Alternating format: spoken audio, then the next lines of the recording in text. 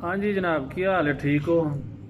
लो जनाब, ਤੁਹਾਨੂੰ ना राती की गल अज सुना दी है कि भाई एक बंदा मेरा बड़ा प्यारा दोस्त है और उन्हें ना ਮੈਨੂੰ राती फोन किया ਤੇ ਉਹ ਜਿਹੜੀ ਗੱਲ ਉਹਨੇ ਦੱਸੀ ਹੈ, ਯਕੀਨ ਕਰੋ ਵੀ ਬੰਦੇ ਦੇ ਪੈਰਾਂ ਥੱਲੋਂ ਜ਼ਮੀਨ ਨਿਕਲ ਜਾਂਦੀ ਹੈ।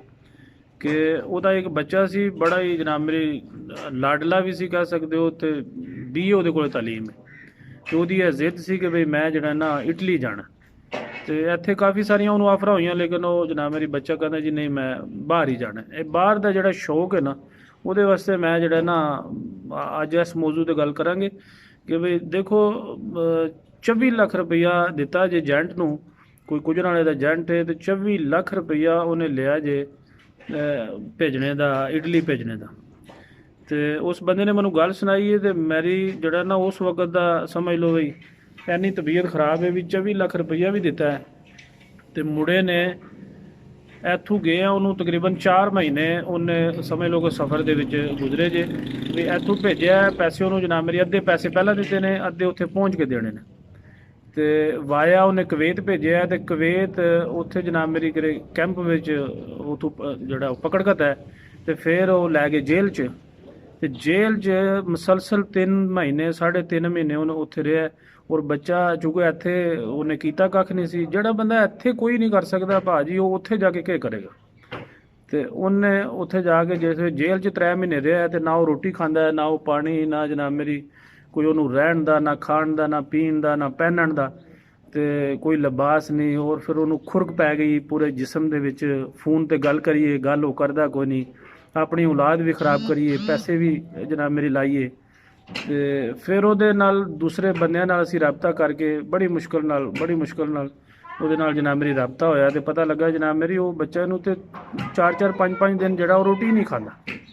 ਉਹਦੇ ਨਾਲ ਉਹਦਾ BP ਆਈ। ਉਸ ਤੋਂ ਬਾਅਦ ਜਨਾਬ ਮੇਰੀ ਜ਼ਿਹਨੀ ਤੌਰ ਤੇ ਡਿਸਟਰਬ ਹੋ ਗਏ ਆ, ਤੇ ਬੜੀਆਂ ਪਰੇਸ਼ਾਨੀਆਂ ਬਣਦੀਆਂ ਨੇ। ਸਾਡੀ ਇਹ ਰਿਕੁਐਸਟ ਹੈ, ਖੁਦਾਰਾ ਇੰਨੇ ਪੈਸੇ ਲਾ ਕੇ ਤੁਸੀਂ ਆਪਣੇ ਬੱਚਿਆਂ ਨੂੰ ਨਾ ਬਾਹਰ ਭੇਜੋ। ਔਰ ਇਹ ਕੋਈ ਲੀਗਲ ਰਸਤਾ ਨਹੀਂ ਹੈ ਵੀ, ਔਰ ਸਮੁੰਦਰ ਦੇ ਰਸਤੇ ਉਹਨੇ ਉੱਥੋਂ ਭੇਜਣਾ ਸੀ।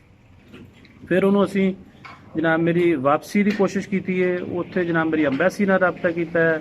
ਔਰ ਇੱਥੋਂ ਘਰਦਿਆਂ ਨੇ ਸਮਝ ਲਓ ਮੁਸਲਸਲ ਉਹਦੀ ਵਾਲਦਾ, ਉਹਦਾ ਵਾਲਦ, ਉਹਦੇ ਭੈਣਾਂ ਭਰਾ ਸਭ ਨੇ ਰੋਟੀ ਛੱਡੀ ਸੀ। ਸਾਰੇ ਪਰੇਸ਼ਾਨ, ਸਭ ਵਿਚਾਰੇ ਰਿਸ਼ਤੇਦਾਰ, ਪਤਾ ਲੈਣ ਵਾਲੇ। ਤੇ ਬੜੀ ਜਨਾਬ ਮੇਰੀ ਯਕੀਨ ਕਰੋ ਕਿ ਵੀ ਬਿਆਨ ਨਹੀਂ ਕਰ ਸਕਦੇ। ਆਖਰਕਾਰ ਕੁਝਣ ਵਾਲੇ ਦਾ ਇੱਕ ਬੰਦਾ ਜੇ ਉਹਨੇ 2 ਲੱਖ ਰੁਪਈਆ ਟਿਕਟ ਦਾ ਮੰਗਿਆ ਜੇ ਕਿ ਜੀ 2 ਲੱਖ ਰੁਪਈਆ ਦਿਓ ਤੇ ਮੈਂ ਉਹਦੀ ਟਿਕਟ ਕਰਾਉਣਾ, ਤੇ ਫਿਰ ਉਹਨੂੰ ਪਾਕਿਸਤਾਨ ਲੈ ਆਉਂਦੇ। ਤੇ ਉਹਨੂੰ 2 ਲੱਖ ਰੁਪਈਆ ਇੱਥੇ ਦਿੱਤਾ, ਤੇ 2 ਲੱਖ ਰੁਪਈਆ ਦੇ ਕੇ ਤੇ ਫਿਰ ਉਹਨੂੰ ਉੱਥੋਂ ਮੰਗਵਾਉਣ ਦੀ ਕੋਸ਼ਿਸ਼ ਕੀਤੀ। ਚਲੋ ਅੰਬੈਸੀ ਵਾਲਿਆਂ ਨੇ ਜਨਾਬ ਮੇਰੀ ਕੋਈ ਸਾਡੀ ਮਦਦ ਕੀਤੀ, ਕੋਈ ਉਹਨਾਂ ਅੱਗੇ ਰਿਕੁਐਸਟ ਕੀਤੀ, ਤੇ ਫਿਰ ਉਹਨਾਂ ਨੇ ਮੁੰਡਾ ਸਾਡਾ ਭੇਜ ਛੱਡਿਆ।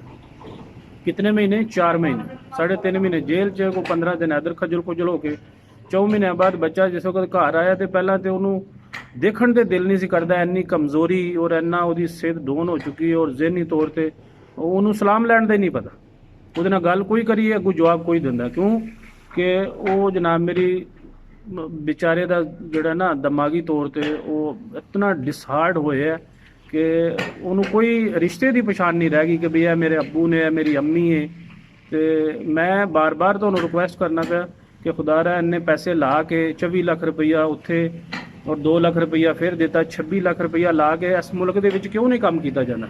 ਉਹ ਜਿਹੜੇ ਬੰਦੇ ਨੇ ਉੱਥੇ ਜਾ ਕੇ ਦੇਖੋ ਕਿਤਨੀ ਸਖਤ ਮਜ਼ਦੂਰੀਆਂ ਅਸੀਂ ਕਰਨੇ ਆ, ਕਿਤਨੀ ਉਹਨਾਂ ਲੋਕਾਂ ਦੀ ਜਨਾਬ ਮੇਰੀ ਜ਼ਰਾਤ ਦਾ ਅਸੀਂ ਕੰਮ ਕਰਨੇ ਆ, ਜ਼ਿਮੀਂਦਾਰੇ ਦਾ, ਉਸ ਤੋਂ ਇਲਾਵਾ ਲੋਕਾਂ ਦੇ ਸਟੋਰਾਂ 'ਚ ਕੰਮ ਕਰਨੇ ਆ। ਤੇ ਇੱਥੇ ਕਿਉਂ ਨਹੀਂ ਕਰ ਸਕਦੇ? ਇੱਥੇ 26 ਲੱਖ ਲਾ ਕੇ ਤੇ ਤੁਸੀਂ ਕਿਉਂ ਮਜ਼ਦੂਰੀ ਨਹੀਂ ਕਰਦੇ ਆ ਵੀ, ਔਰ ਆਪਣੀ ਜ਼ਿੰਦਗੀ ਨੂੰ ਵੀ, ਔਰ ਪਿਛਲਿਆਂ ਨੂੰ ਵੀ। ਔਰ ਜਨਾਬ ਮੇਰੀ ਹੁਣ ਉਸ ਬੰਦੇ ਨੇ ਸਰ ਯਕੀਨ ਕਰੋ ਕਿ ਵੀ ਜ਼ਮੀਨ ਵੇਚ ਕੇ ਹੱਤਾ ਕਿ ਆਖਰੀ ਜਿਹੜਾ 2 ਲੱਖ ਰੁਪਈਆ ਦਿੱਤਾ ਉਹਦੇ ਵਿੱਚ ਉਹਨੇ ਮੋਟਰਸਾਈਕਲ ਵੀ ਆਪਣਾ ਵੇਚਿਆ।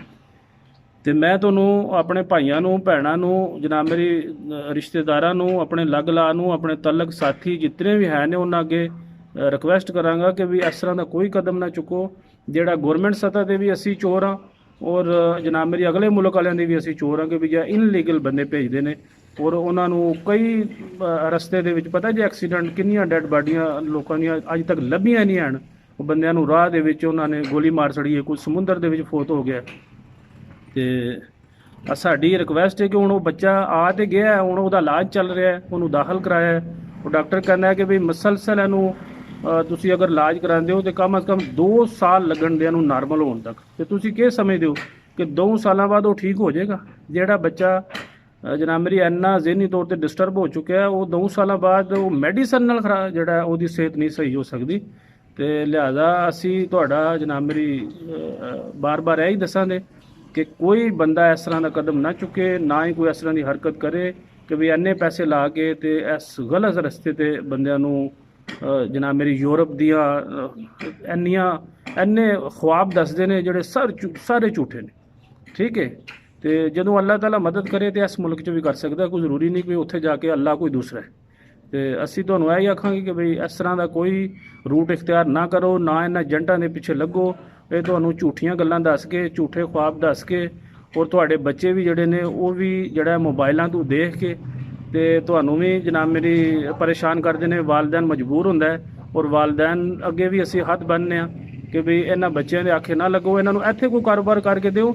ਜਿਸ ਬੱਚੇ ਕੋਲ ਇੰਨੀ ਤਾਲੀਮ ਹੈ ਉਹ ਮਾਸ਼ਾਅੱਲਾ ਇੱਥੇ ਇੰਨਾ ਅੱਛਾ ਕੰਮ ਕਰ ਸਕਦਾ ਹੈ, ਅਗਰ ਜ਼ਿੰਮੇਵਾਰੀ ਨਾਲ ਕਰੇ ਤੇ ਉਹ ਉਹਨੇ ਪੈਸੇ ਇੱਥੇ ਵੀ ਕਮਾ ਸਕਦੇ।